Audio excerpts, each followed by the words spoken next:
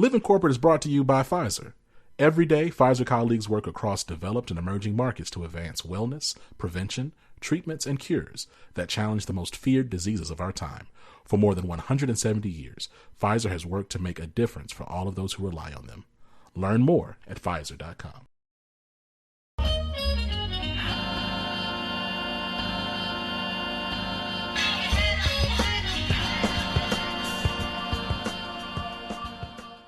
What's up, y'all? It's Sheneisha, and we're back for another episode of Real Talk Tuesdays.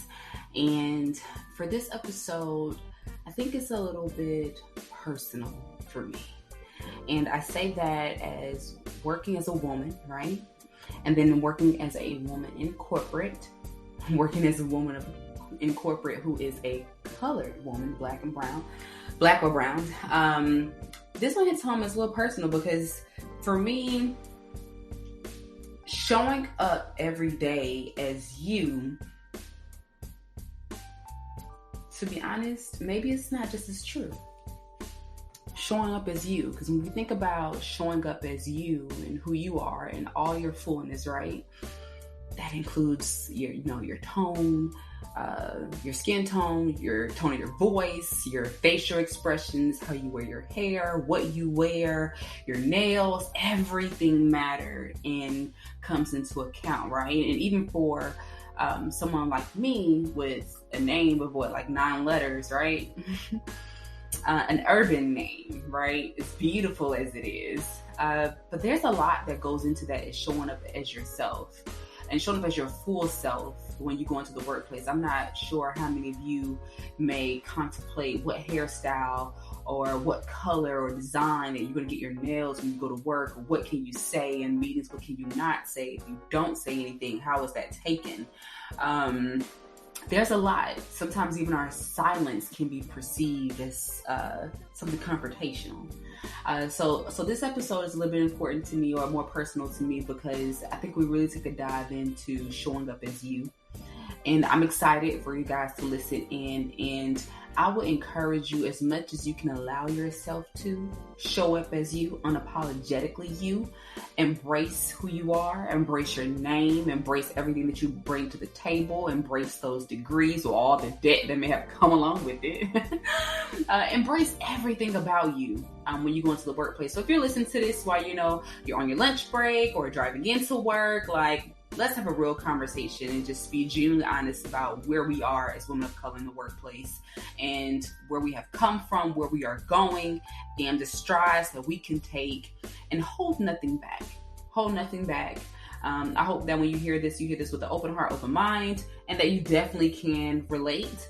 Because I know for many of us, we have to work twice as hard to be considered half as good.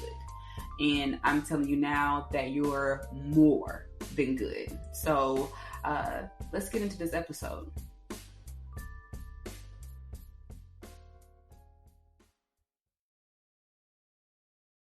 Breast cancer is now the most commonly diagnosed cancer globally. But despite how common it is, it's often misunderstood. On the latest season of Science Will Win podcast, host Adam Rutherford and guests explore the journey of potential cancer treatments, the challenges, the human stories, the collaborations, and the breakthroughs. Tune in to this special 2-part series at how the innovative medications used to treat cancer come to be. Subscribe and listen to Pfizer's Science Will Win wherever you get your podcasts.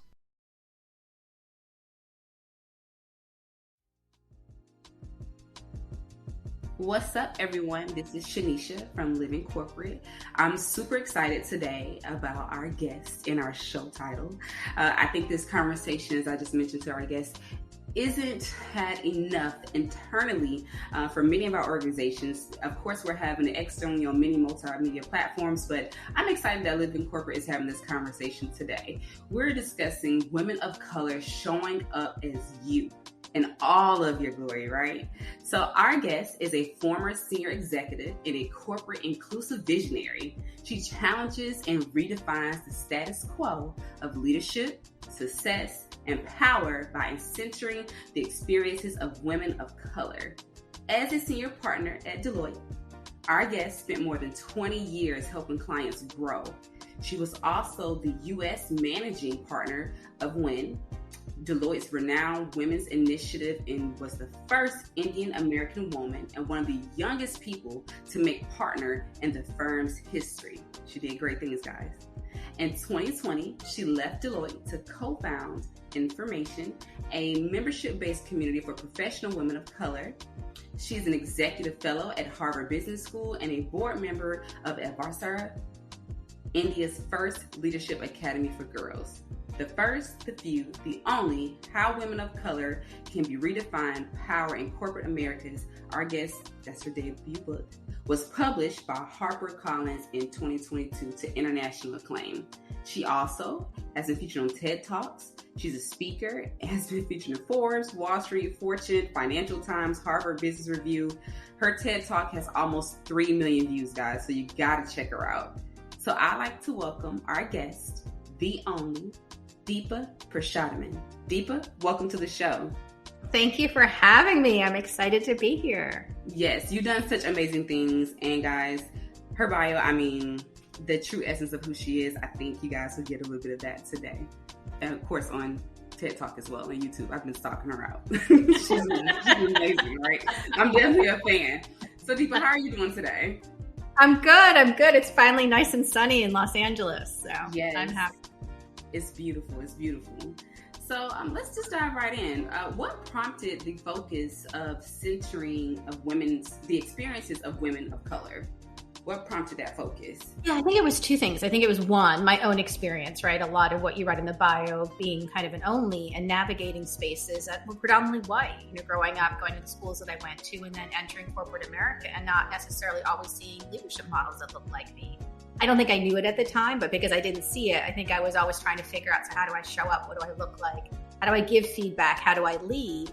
And so that was my own set of issues. But then as I got more senior, I had more women approaching me saying, like, how do you do it? And what are the questions? And then the longer story, very short, is I decided I wanted to leave, and we can get into that. A lot of it was related to health reasons and other things, like on the road.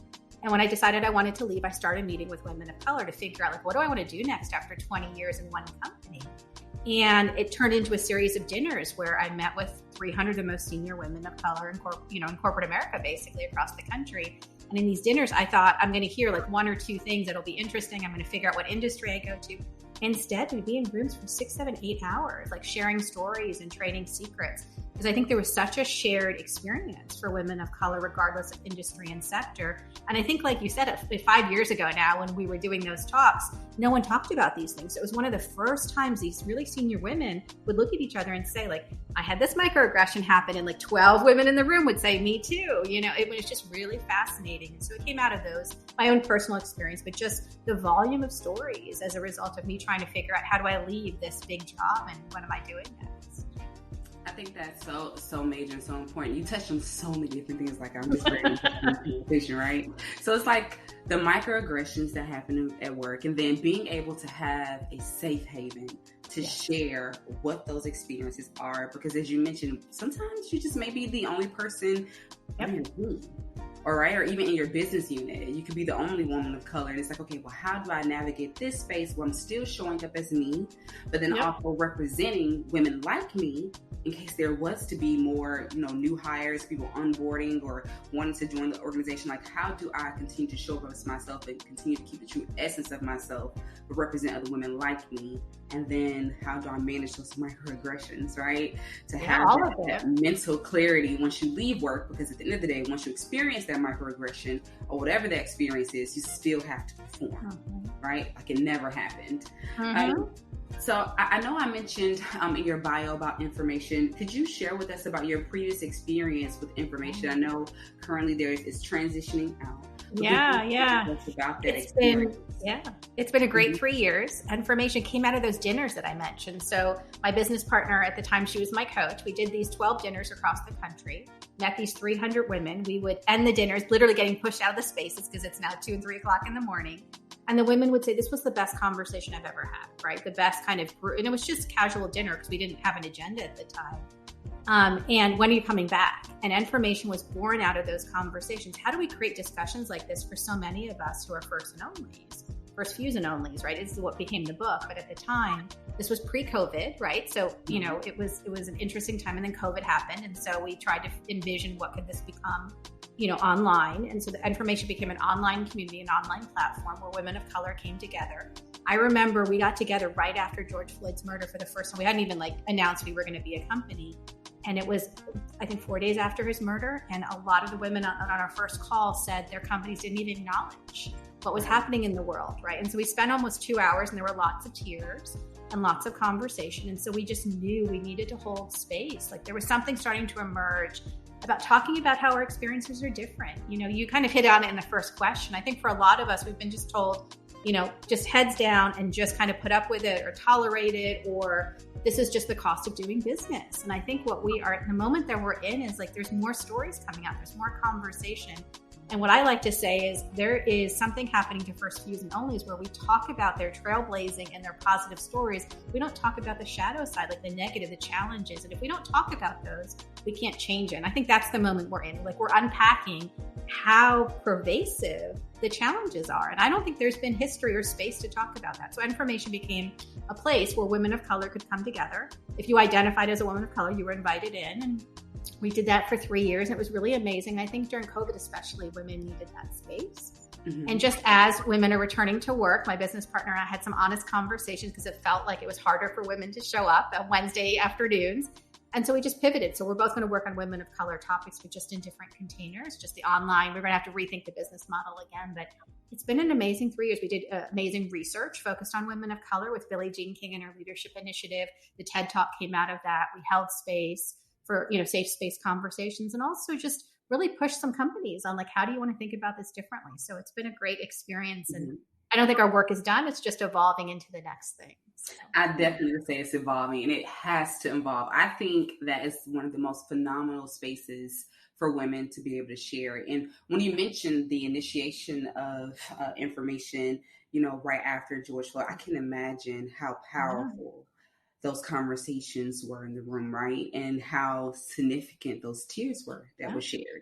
I think once that took place, a lot of organizations, just kind of expect for you to just keep moving and keep going, keep moving. And I think from my experience, I literally was on lunch break when I saw the video, and I had a call after. It's how do you pull yourself together and adjust to still perform, and will someone talk about it? And I think at that time I had a leader, a Black male leader, and he actually held a space for us to have the conversation. I just thought that was it was, I think, carrying on another level that I've never seen leadership do before. So having spaces for these hundreds of women to come and share their stories about their microaggressions and what that was like for them, I think is just so significant. But I can only imagine now that they've returned back to work after 2 years of having a little bit of some relief, but not much if they work virtual, what that is like for them now to enter into that space again.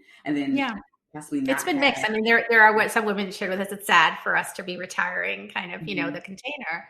At the same time, a lot of the feedback has been amazingly positive, that it was so special. Right? We had conversations, for example, about what it means to be a woman of color with some women who call themselves white passing, right? And really struggle with the term women of color, in that conversation.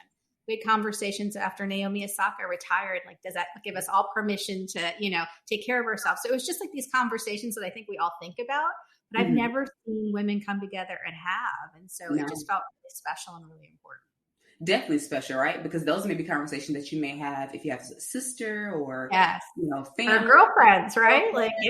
Share with, this is my experience today. Yep. You may unpack that then in that moment with whomever that individual is. And then, hey, I got to return and get right back to it. Can't let the troubles of the world, right, slow you down from how you're supposed to show up.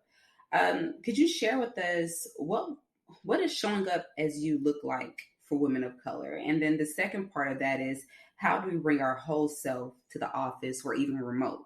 Yeah, it's interesting because I think a lot of people talk about whole selves or authenticity, and I don't think we unpack it enough because, just to be super direct, I don't think you can bring all of yourself to work at all moments and all ways, right? And so when I work with women of color, what I end up finding is it's about a dozen things for most women that really define who they are. And they're going to be different for you than they are for me, right? But if you do the work, you figure out there's roughly a half a dozen to a dozen things. So I remember when I made partner, I wrote a list of the ways I wanted to show up. And, other people may have this one and they might not. But I used to have to do calls on weekends all the time when I was coming up in the firm. Like the partners would always do Saturday morning calls. And I was single for most of my career. And I remember just thinking like, my weekends are going to be like my time. Like they're, if I'm going to ever meet somebody, I need weekend time, right? To go to the gym or go to the grocery store, whatever people did back then. I can agree. Right. And so I wrote on my list of 12 things, like I am not going to host a Saturday call. And I never did, but it was very conscious. And it's a small thing, but that was part of like what was really important to me as how I wanted to lead. And what I find for most women, it's like, I want to talk about my children at work, or I want to wear my natural hair, or I want to, leave at 5:00 because I want to go to coach my, kids' basketball game. Right. And that's really part of my identity. Like coach is an important part of what I am and who I am. And so it's figuring out those things and then finding ways to negotiate those things at work or not give on those things. But the things that aren't as important to you, you can maybe, give on a little bit. It's figuring out what that is. And it's about boundary setting. I think that's what being authentic is about. It's figuring out what you're not going to compromise on and standing true to those things. I call it shedding and carrying, shedding messages or shedding things that don't matter so much and carrying forth the things that really make you who you are and owning those things. Because if you start to compromise on those small things, over time, they add up to become big things. So it's really figuring out what those things are. But a lot of us just walk around saying like, I can or can't be authentic at work without really unpacking what does it really mean even at this company in this space. I think that's, oh my gosh, you touched on so many things, right? Not being able to show up as your whole self. And as you mentioned, like the small things that essentially start to take away from who you are. Yeah. Something as simple, I use myself, for example, as my name, right? Sheneisha. But when I get on the call, everyone may not be able to pronounce my name. So to just avoid the awkward conversation at the beginning of the call, let me give you something a little bit shorter that you may be able to pronounce. And that name carried with me right throughout the organization. So it even got to the point where I did an interview and the hiring manager called my previous manager to ask about me. And he mentioned my real name, Sheneisha. And my manager had no clue who he was talking about, right? Oh, wow. Because I had switched my name to something smaller that was easier for people to tolerate and accept. And it slowly starts to kind of take away from who you are as a person to show up as yourself. And even from, like, as you mentioned, wearing your natural hair to work, whether if you want to wear it curly or kinky or straight or whatever that may look like, or if you want to switch it up from time to time, right? And I think that could be a little hard for some of our colleagues to take in. I think I had conversations or someone's had a conversation with me like, oh, I didn't recognize you. Your hair is different today. Or every time I see you, your hair is different. Yes. Kind of taking that, well, what's that supposed to mean? I barely even see you. So what is that supposed to mean virtually? But just having some of those conversations or hearing some of those microaggressions, I think can kind of take away from who we are. And as you mentioned, we may not ever be able to show up as our whole self to work, right? You may not mention anything about your partner, or if you want to talk about your dog because you're single, you can't really quite join in the conversation about children if you don't have children. So it's like, okay, well, how do I fit into these spaces but still hold the true essence of myself? And I think it goes even a little deeper to ask, well, is this organization really for me? If they can't really accept all of me? Absolutely. And I think that's the struggle for most people, by the way. Like, I think that's what they're trying to figure out. I'm not sure I can be myself here. But when I push, sometimes I don't know that we've even tried or like really tried to set those boundaries. And so what I try and encourage women of color to do is like, there's going to be places where you have to leave and I don't want you to keep trying, right? But you need to at least try and figure it out first and not just assume. And sometimes people will make space for you, but you almost have to take up space before they'll make space for you. Oh, and that's true. That's very, very true. So how would you say women of color should, or how could they navigate microaggressions in the workplace? Yeah, I love this example. And I came up with it only because I felt like it was coming up so often. I think so often we don't practice what we need to say in the moment. Like we've been taught, like, and I have a whole chapter in the book around research where we've been taught, go along to get along, right? Don't rock the boat, be nice, be kind. You don't have to work twice as hard as everyone else. Like all these messages we heard growing up. And for a lot of the women of color I interview, they've been told like, you should just be grateful, right? For even being in the room or having this seat. And so they don't often know in situations of microaggression, or let's be honest, racism, what to do or what to say because they're worried about being polite. And so I tell women, and I started to do it myself because I always get, you look too young, right? When did you come to this country, even though I was born here? and my 13 letter long last name. So similar to you, it's always like, oh, it's so hard. It's so hard. It's so hard.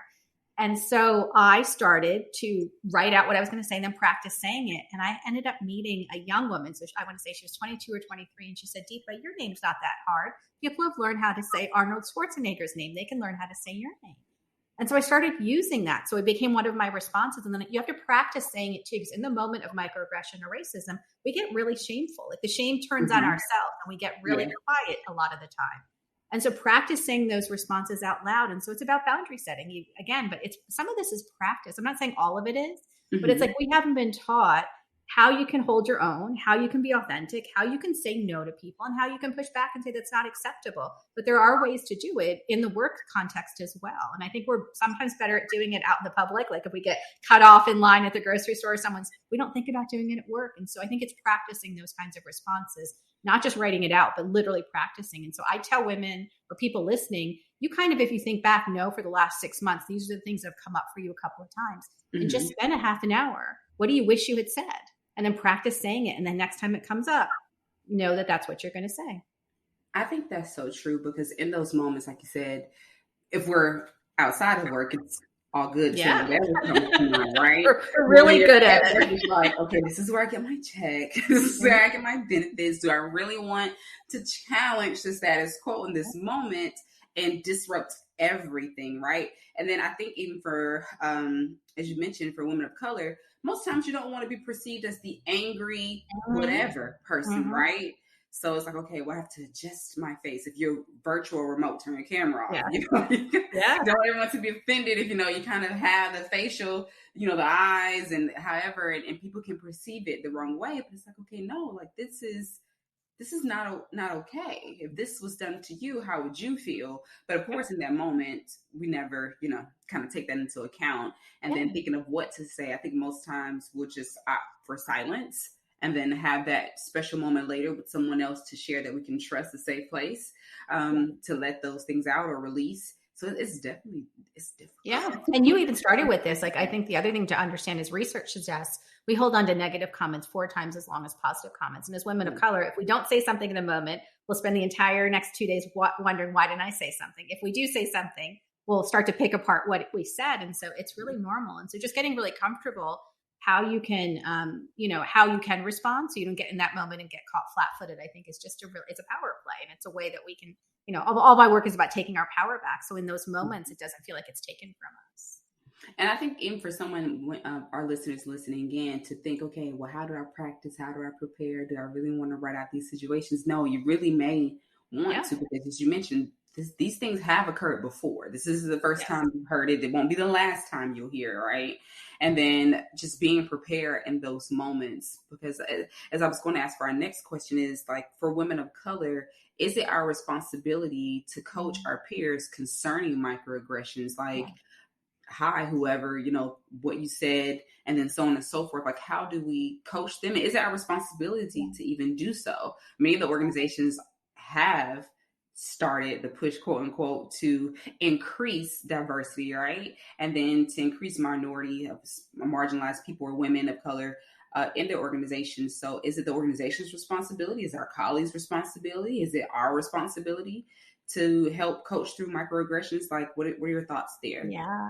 So first of all, I don't feel like it's the woman of color's responsibility. At the same time, I just work with enough women of color that in that moment, we end up feeling not so great about ourselves. And so I want us to be prepared, but I think there's going to be situations where I may speak up, but there's going to make that exact same situation happen a week later. I may not, because I don't have the energy that day or it's too much. So I don't think it's our responsibility. At the same time, if we can, and we have energy and emotional ability that day to handle it, I think it can help. And so I want to encourage us to do it where we can, but I also don't think it's fair or practical to demand that we do it all the time. So many of the women I work with are traumatized. So they're not in a position to constantly be able to do that. But when they can, I think it's an important muscle to flex, because it not only helps them in their power, but it can help change things. Because a lot of the time what I find, at least at work, I'm not saying this is true in the world, I think a lot of people just don't know better, right? And when they know better, they will do better. But it requires, unfortunately, some of us saying something. But I think this is why I call them co-conspirators more than allies, right? I want co-conspirators. If you see something, it has to be your responsibility too. It can't fall always on you and I to fix it, because that's too heavy a load. And too often that's the challenge. Like the research suggests for women of color, we end up playing all these roles we were not hired to do. And it's heavy. And we don't get paid for that work. We don't get rewarded for that work. So it has to only be something we take on if we feel like it's our work to do and we have the energy and capacity. I think many of us can definitely experience burnout in that space, emotional burnout, right? Yeah. Because that's a lot to carry within your organization, especially if you are the first and the few or even the only one within your organization to navigate that space and still perform. It's like you're defending and you're performing at the same time. That's a tough struggle, especially if you're dealing with those microaggressions on a regular basis. If you have this one colleague that's just, hey, just really just doesn't get it. And many of their colleagues, even that may be on the calls or in person, they may not want to say anything either. They can recognize that this is happening, but feel uncomfortable also. It's a very uncomfortable conversation to have and space to navigate with our colleagues. And I personally think many of the organizations could do a better job at having someone come in, coach, workshops, however. When we think about many of the policies and guidelines and recommendations and trainings that are done, and they talk about these situations and how to handle them, it's very few. Yep. It's very few that training included in your quarterly, annual training, or even onboarding. And I think many organizations could make a shift in doing those things. I definitely think it could be more of an elevated piece to our organizations for sure. I think we all have parts of it, right? So there's things women of color can do if they have the ability. I think there's work that co-conspirators or allies need to do because it's their work too. And then to your point, I think there's policy and things companies can do, right, to distribute the work or to, have responses, not just unconscious bias training, but like real training that is helpful. I just did a talk last week at a large tech company, and I mentioned this, like practice what you're going to say as women of color, but also practice how you're going to intervene as allies or co-conspirators. And the company took an action. They sent me a note. We're going to sit and write scripts for like 10 of the things we know come up all the time. For example, right, women of color being talked over in meetings or having their ideas stolen. They're going to sit and write out, like next time that happens, what the entire team can say and do, and kind of share that as something that the department uses, so that, you're not coming up with what to say by yourself, because that can be hard sometimes. So that's not complicated. That seems like an easy thing that, they could work on over lunch and then have everyone use on the team. So I think, you're right. Like it's everyone's responsibility. And sometimes we just put it back on the woman of color, or we just ask her to swallow it. And we're getting to the point where like there's too much to swallow. We can't do it anymore. Definitely can't do it anymore. That's why I mentioned many of the conversations are being had externally and not internally as they should. And I think once those conversations are had internally, as uncomfortable as they may, as you mentioned, this organization that's having the write out or the script write out, I think you'll see a spark in performance, allyship, and just really the work of women of color and colleagues all together, because no one wants to really feel like the lone wolf, right? Or, the random person in the room. You definitely want to feel included and have your thoughts and ideas shared and your voice heard and being recognized, but not recognized in a way where it's uncomfortable, right? And make you kind of feel like you're someone on this long island, but actually just having the opportunity to be engaged with the team and everyone really recognize you for you. Yep. And I was going to add on another piece of that. When we talk about a quote, you mentioned part of it earlier, and I've heard it so much growing up, that you have to work twice as hard to be half as good. And guys, I can even say for myself personally, I'm a little guilty of that, right? So going the extra mile of getting my doctorate, right? Then going the extra mile and getting my business degree and taking on all these accolades and acquiring all these different things, right? And the letters behind my name, because my name is so long and won't fit on the Scantron, right? And asking the teacher, well, what do I do if my name won't fit? And you and I shared that, by the way. So yes. Yes. So I'm wondering, like, what do I do in this case if I want to be recognized in this organization and achieve such a high role, or just achieve a position that I think I'm worthy of? I have to go the extra mile to do that. So I'm doing twice the work to be recognized as half as good. What are your thoughts concerning that? Yeah, so that was something that I heard from almost every single. So I interviewed 500 women of color in writing the book, and have met thousands since. Every single woman of color said that. That's what my parents taught me. You're going to have to work harder in some way, right, to get to the table. And with the Black women I interviewed, sometimes it was 4 times as hard, right? So almost every woman of color, it was twice as hard. And with a lot of the women, Black women, it was 4 times as hard. So there's even some difference in that messaging. But think about what we're telling people. You're having to do 4 times as much work as the person next to you and get paid the same and do the same. And so I think that's why you're seeing the burnout, the exhaustion, and what, a lot of us are calling trauma. Like, it's a very, we don't talk enough, about how that shows up. And one of the biggest findings in the book research was that 2 out of 3 women I interviewed are physically sick. So they have physical manifestations of the stress. So it started as small things like adrenal fatigue or headaches, and then all the way to like chronic conditions. And so I think when we don't talk about the 4 times as hard, what we're not realizing is how taxing that is and what it does to women of color and Black women especially, and what it does physically to them, because that is a hard, level of perfectionism, of energy, of angst to carry all the time. And it doesn't seem, like you said, it doesn't go away when you leave work. Like, you're always carrying that you have to be better and do better. And a lot of the women I interviewed felt like there were always eyes on them. They always had to be perfect too. And so I think it's a very heavy burden to carry. And that's why spaces like nFormation or spaces where we're talking about it is really important. So many other women I interview think it's just them. And when you just have a simple conversation, no, we all feel this way, and I'm going to give back 3 times the amount of work and only keep the one person's worth of work. Like, that's really freeing. But it's almost like you have to know that that is true and real, and that you're not just making it up in your head. And I think so, because as you're looking around like, okay, I've done this. Yeah. But how come I'm not, or how did I get passed up for, but I've done all these things.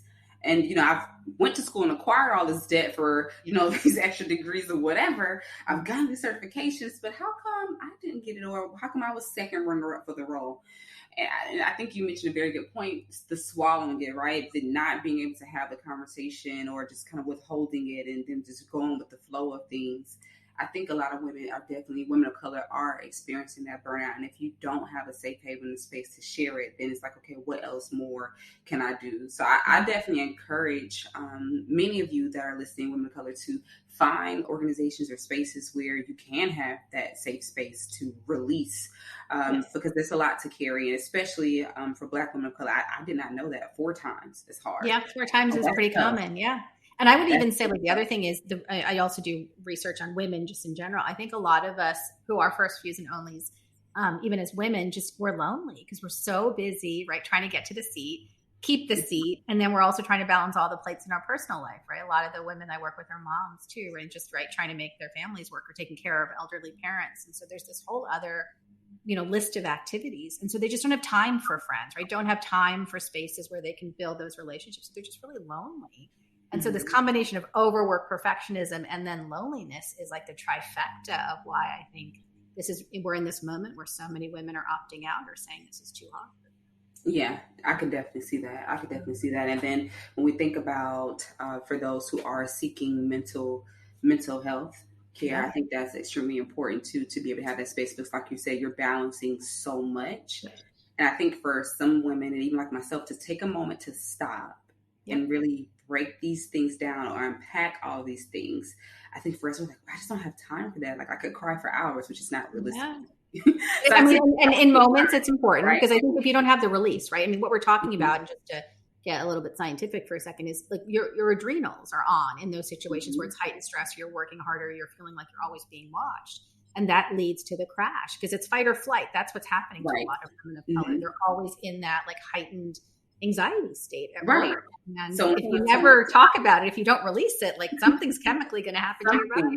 Yes, something chemically is definitely going to happen. I think for many of you, that's why we can't necessarily really relax and just enjoy things and be in the moment, because you're always thinking ahead of the next step or next move, because this is how you've unfortunately have been wired in the workplace. Just in life, I think, in general. So it's a lot to unpack. And I think for many of us, we just don't want to take the time to do it, because like, I don't have the time. I have to get to the next thing. Yes. But it will catch up with you. That's my advice. Like, that's the problem. Like, so most of the women, including myself, like, part of why I left is because I got really sick. It catches up to you. So the longer you're out of alignment, the longer you're not living your purpose, the longer you're not taking care of yourself, because you think you're superhuman, which is what I did, right? 3 cities a week, and I don't need to eat or sleep, and it'll all, the next run will come and it'll all be taken care of.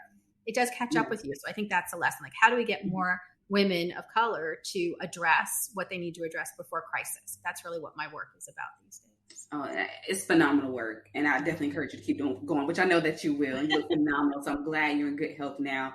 But it's definitely some great work that has to continue.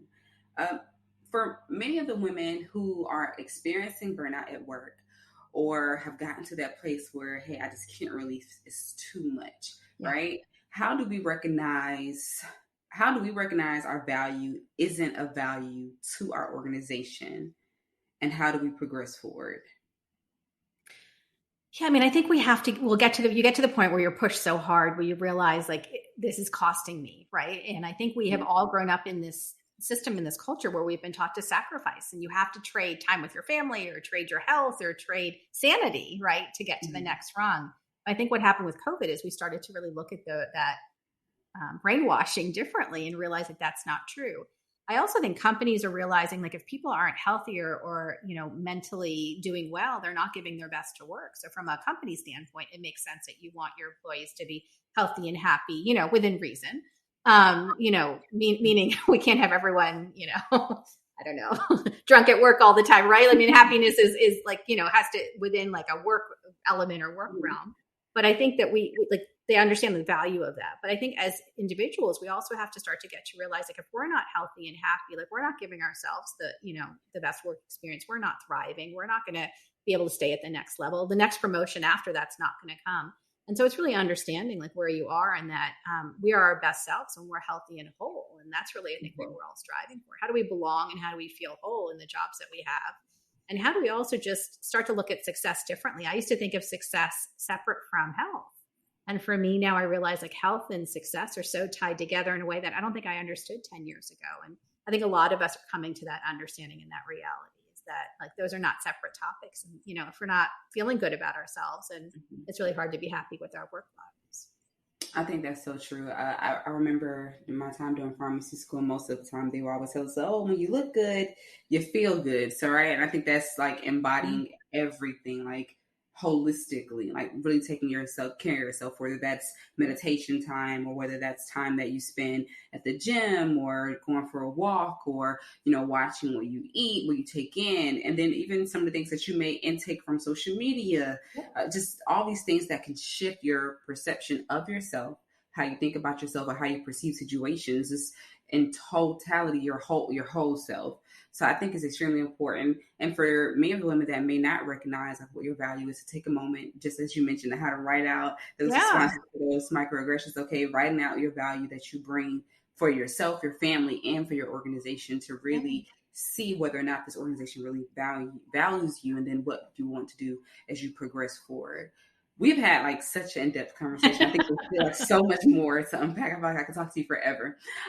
So is there anything that we have not touched on that you think, as far as women of color showing up as you, that you would like to share? I think it's really just about realizing that even in the moments where you don't feel like you have power or you can't say no, that you can, and figuring out how you do that. Like so much about work is about negotiating. And even as women of color, even though we've been told to, say thank you and take everything we're given, sometimes taking on more isn't really healthy or happy or the right time for us. And so I think it's sometimes saying, that's a great opportunity, but what can I trade or give back? Or I'd love to do that opportunity, but can I do it in 2 months? Like you also have to be a little bit selfish on what you need at the moment. So I would just kind of remind us that as women of color, we have negotiating power at all times in all ways. And so much of this is really about how do you push back and set boundaries in a way that's palatable in the work culture that you're in. And again, to your point, like a lot of us don't think about that. We just have been taught yes to everything. And no, there are ways to say no. There are ways to set boundaries. There are ways to push back that work in your favor, but we don't talk about those things enough. I definitely think we don't talk about those things enough or reinforce those things enough to know that that is an option that you have and that you can utilize. Yes. You definitely can utilize and definitely taking your power back. Are there any shout outs that you like to have? Anyone special or a team that you would like to recognize? Yeah, I'd love to point out 2 other women that are doing amazing work in the women of color space. So Minda Harts, which some of your listeners may know, she's amazing and has wonderful books in this space and speaks to a lot of the same topics, just with different stories and different aspects. And then Ruchika Tulshian, who I think you've also had on.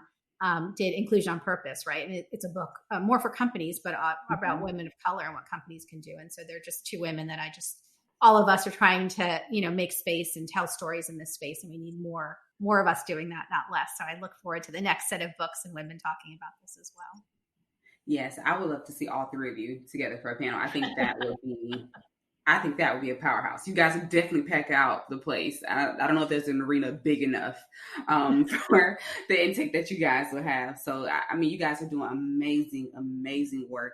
And if you guys have not, please be sure to check out Deepa's book. Purchase it. Deepa, can they get the book on Amazon? You can get it everywhere. Yes. The First, the Few, and the Only: How Women of Color Can Redefine Power in Corporate Americas. Please make sure that you guys check out that book. I think it was a phenomenal read. You guys would enjoy it very much so. Thank you. That's our show. Thank you for joining us on the Living Corporate podcast. Please be sure to follow Deepa and make sure that you follow us at Living Corporate, our Twitter at livingcorp_pod, and subscribe to our newsletter through the Living Corporate website. You have any questions or anything that you'd like us to read on air, please make sure that you email us at livingcorporatepodcast@gmail.com. And also, Deepa, would you like to share with our guests how they can contact you and where could they reach you? LinkedIn, I do a lot of posting there, so that's probably the best place. But I'm everywhere under Deepa Puru, so DeepaPuru. And I'm in all the places that you need to be. Yes, that you need to be. You guys need to make sure that you guys lock in, tap in, tune in with Deepa. I mean, she's phenomenal. As I mentioned, me following her and researching her on YouTube, I'm definitely like a fan. I mean, she's done amazing work. Yeah. So that's our show. Please make sure again that you follow us and follow Deepa. And if you have any questions, please tune in on the Living Corporate website and we'll be happy to read those things for you. That's our show. Thanks for tuning in, guys.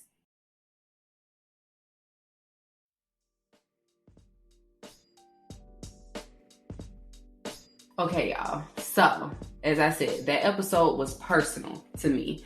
And I'm so glad that we had our guests kind of really touch on some really significant points, that I was able to share some input on my significant points about showing up as you. And I hope that you walk away or, tune out of this conversation, tune back in with us again. But when you tune out of this conversation, that you really take home some points that will encourage you to show up as you. And I just thank you so much for rocking with me and listening to me during this episode. And I hope that you really feel empowered, really feel encouraged, and that you're able to find resources and tools that will be able to help you, again, show up as you, show up as your best self, show up as unapologetically you in the workplace and just in your day-to-day. We wear so many different hats as women and as women of color. There's so many things and moving parts that we manage, but we do it with grace. And I just thank you guys for listening in to Real Talk Tuesdays. This has been Sheneisha, and I'll get it with y'all later. Take care.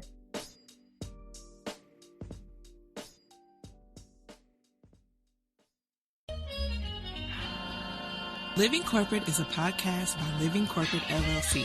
Our logo was designed by David Dawkins. Our theme music was produced by Ken Brown. Additional music production by Antoine Franklin for Musical Elevation.